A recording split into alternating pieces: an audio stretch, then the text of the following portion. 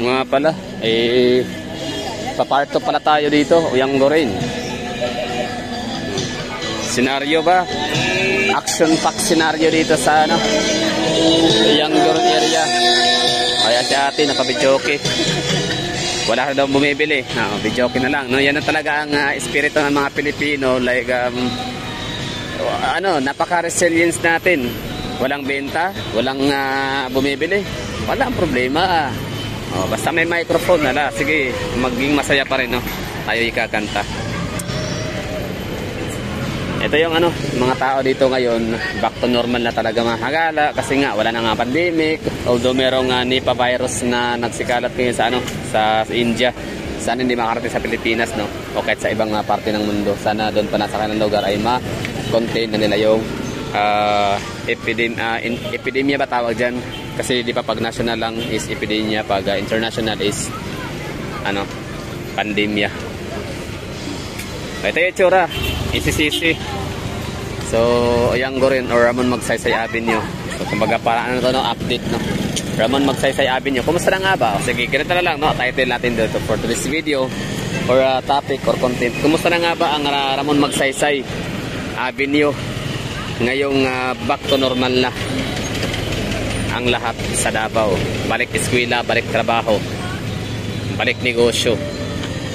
Ayun, so nakikita nyo naman, as you can see, medyo matao na siya kumpara ng mga nagdaang buwan, mga nagdaang taon.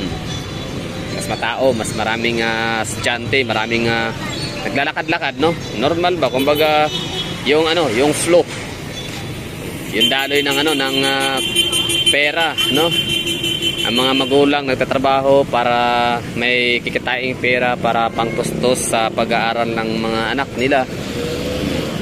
So syempre may baon yan, baon, pamasahe, balikan, tapos pang-baon, pang-snacks, pang merienda na pera ng mga magulang nila.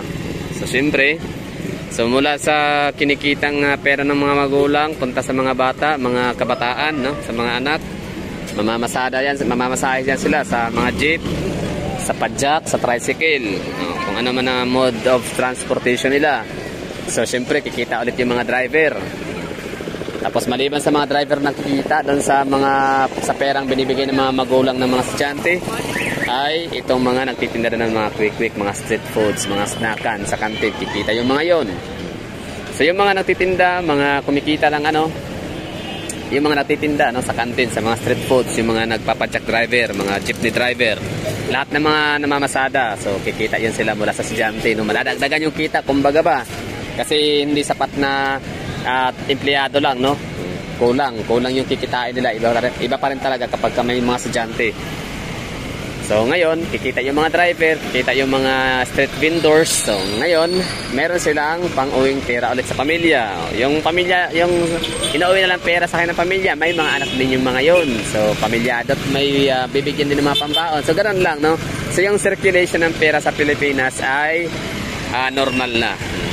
Alam niyo ba na maaaring alam niyo, ako lang siguro yung baka wala, pero sige, sabihin ko na, maaaring natin baka may isa diyan, na nanonood na hindi alam na yung pag-iipon ng pera sa alkansya ay dinidiscourage yan ng taga-bangko.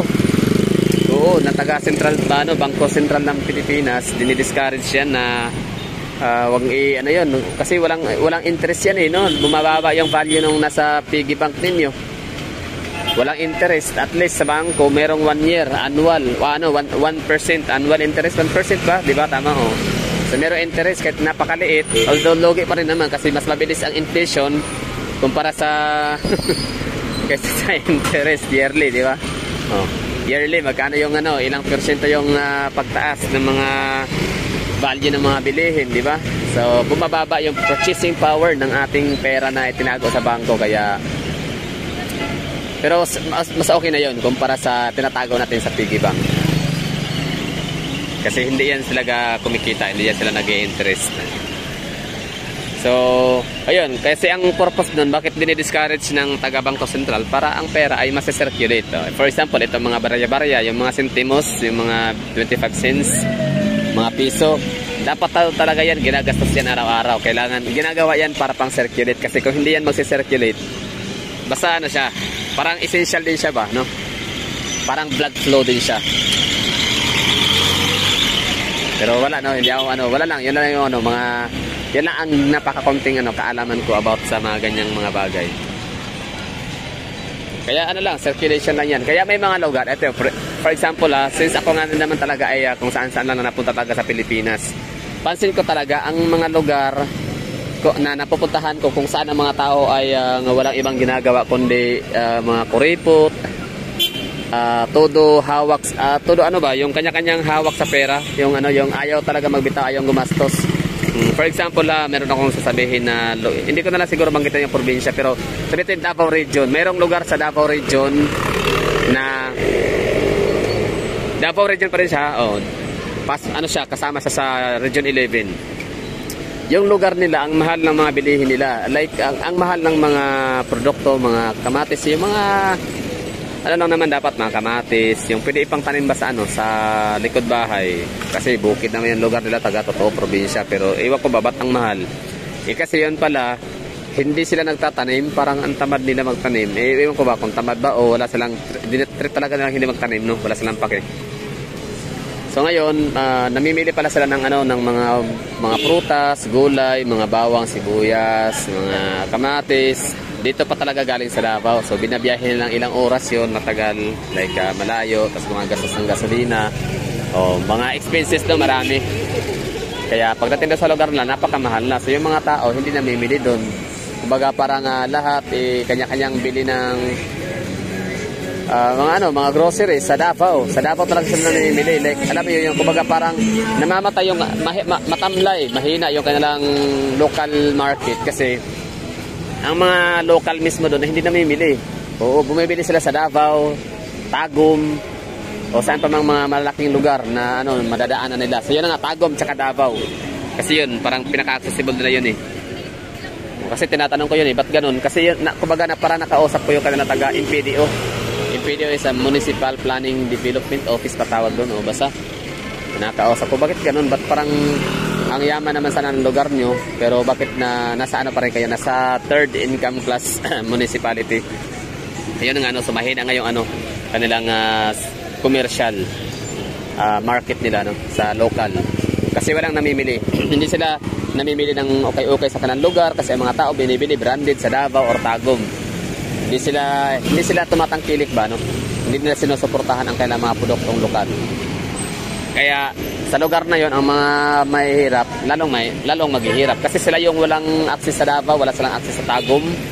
Hindi nila kayang pumunta sa mga lugar na yon para makapamili, makapang-hoard, or makapag-haul, ng mga basic nilang mga pangangailangan. So doon sila bibili sa kanilang palengke na napakamahal. Yun. Gasolina ang mahal. Grabe, sa totoo lang balikan ko, that was 2014. Ang manok nila doon ay lechon manok lechon manok, 200 pesos ang isa. Samantalang nung time na yun dito sa Davao, yung ganong manok ay nasa 120 lang yata, 120, 130. So ngayon, dahil sa inflation, sa Davao, meron na 200 na yung mga manok natin dito, lechon manok sa downtown area So doon panigurado na sa na siguro ngayon, nasa 300 plus na. Parang minsan puntahan ko yung lugar na yon. So pag makapunta na ako doon sa lugar na yon, baka ito na yon, masasabi nyo na tinutukoy ni Gala pala nung minsan na nag-vlog sa Sayong Garin is ito pala yung lugar na yon. Pati yung mangga, 10 piso, alam niyo yun, parang ang mahal. Parang mas mahal pa talaga sila kumpara sa Davao, times 2, times 3 ang presyo 1. Na bukid naman sana, bundok, like hindi naman sila yung hindi naman yutang batoon, di ba? Hindi naman simentado or espaltado yung kanilang lugar. So yun pala, dahil nga sila namimili sa Davao. Tapos yung mga taga doon na mga may pera, hindi doon namimili. Hindi nila sinusuportahan yung mga negosyong lokal, yung mga produktong lokal nila. So dito talaga sila sa Davao or sa Tagum namimili. So yun na nga, bali kawawa yung matamlay talaga yung pangit yung magiging daloy ng circulation ng pera sa lugar.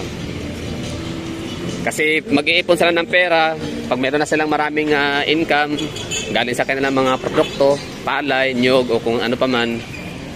So, doon nila ibibili sa Davao, pupunta, doon nila gagastusin yun. Davao, Tagum, so yun. Kumbaga yung sa kanilang local walang masyadong benta, kaya minsan walang magbabayad sa pwesto, wala pang bayad kasi wala nang sales. Oh, lugi. Kaya yan ang ayun ang ano, pansinin niyo yung mga lugar na ang mga tao ay gumagastos talaga, kumakain talaga. 'Di ba? Sumasakay talaga. Gumagastos, sumasakay, kumakain. So, yung pera ikot-ikot lang, no. Talagang nagsi-circulate sa isang pamayanan. Kasi hindi hinahawakan, no? Hindi iniimbak o kumbaga para ano ba? Patigasan ng paglabas ng pera. Basta meron din, hindi lang naman sa Davao Region na, hindi lang yun yung parte na yun, meron ako napuntahan na ganon din, no? Sa may Cavite in Batangas Province. In Cavite Province. Grabe yung lugar. Like parang ano, parang hindi nila masyadong sinusuportahan yung mga ano, for example, gaya nito, di ba? Although meron mga namimili pero konti lang, madalas talaga sa mga shopping malls papunta ng Maynila. So, doon sila mamimili.